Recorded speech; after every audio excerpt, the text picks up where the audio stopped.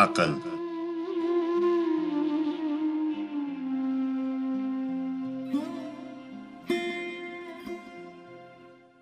ډېر لږ خلک دي چې کله کله یو نیم کار د عقل په خوښه کوي. نور ټول کارونه د مینې او محبت لپاره، د حسد او عناد لپاره، د حرص او هوس لپاره وي، یا د کوم زورور په امر او د نادانۍ په فرمان اجرا کیږي. سره له دې چې د عقل برخه په ژوندانه کې ډېره لږ ده، بیا هم هر څوک د عقل ستاینه کوي او د عقل دشمن هم عقل ښه ګڼي او بې عقلي نه خوښوي. ښایي چې عقل په همدغه سبب د هر چا خوښ وي چې د چا په کار کې کار نه لري او د زورولو خوی پکې نسته. عقل زموږ تابع دی او زموږ زړه ته ګوري، هغسې مشورې راکوي، ځکه یې ستایو او صفت یې کوو. که عقل په موږ حاکم وای او اقتدار یې درلودی، موږ به ترېنه ډېر سر ټکاوه او بد به مو ګاڼه، ځکه چې تر اوسه موږ له یوه حاکم نه هم په زړه کې ډېر خوښ یو او ډېر ښه حاکم هم ډېر خلک د ځانه خوابدي کړي دي. په رښتیا چې عقل غوندې بې ضرره شی نسته. عقل هر کله زموږ خیر او ګټه راښیي او عقل د همدغه شي نوم دی. که موږ د عقل یوه خبره هم ونه منو، بیا هم عقل رانه نه ځي او بد را سره نه کوي.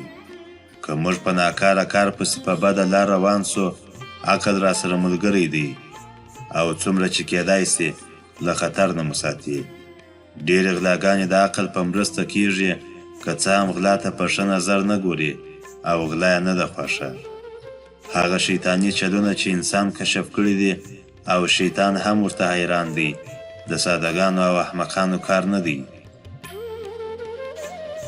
فریب او ټګي سره له دې چې سم او صحیح عقل ورته بد ګوري، بیا هم د هوښیارۍ بد عمله اولاد دی او د بد سړي له عقل څخه دغه راز بد اولاد پیدا کیږي.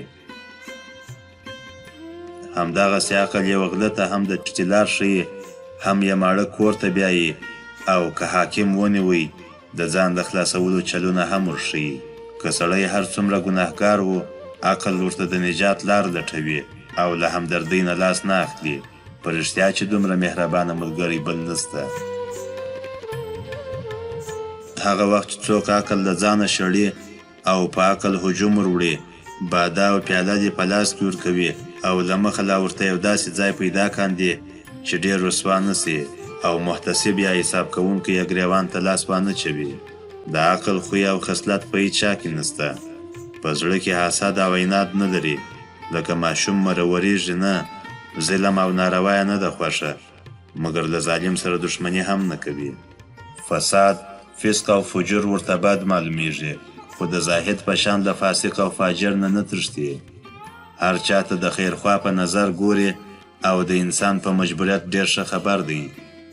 عقل په خبره ډېر زور اچولی دی چې انسان په خپلو کړو کې پوره ازادي او اختیار نه لري او د مجبوریت جنبه یې ډېره غالبه ده. هو، عقل دا غواړي چې د انسان د ضعف او ناتوانۍ نه یو داسې قوي دلیل جوړ کړي چې د هغه بل جهان له ملامتۍ نه یې هم خلاص کړي. عقل په دې پوهیږي چې انسان د خپلو غرایزو او احساساتو تابع دی او منطق هر کله د خپلو اغراضو لپاره استعمالوي. د انسان له منطقي تعریف څخه هم دا معلومیږي چې دی اول حیوان او بیا عاقل دی، یعنی د ده نطق او عقل د حیوانیت تابع دی او حیواني غرایز پکې د اولیت حق لري. دا یو منلی حقیقت دی چې عقل زموږ تابع دی، موږ د عقل تابع نه یو.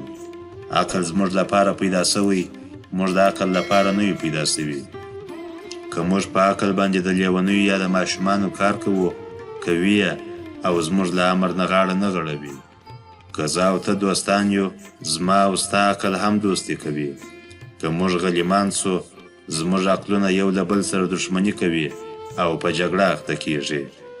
ښه عقل هماغه دی چې د مینې او محبت په غېږ کې وده وکړي او د ښو عواطفو او احساساتو په لمن کې وروزل سي. عقل د اخلاقو تابع دی. که اخلاق ښه و، عقل هم ښه کیږي. که اخلاق بد و، عقل هم په بده لار روانیږي او بده لار ښیي.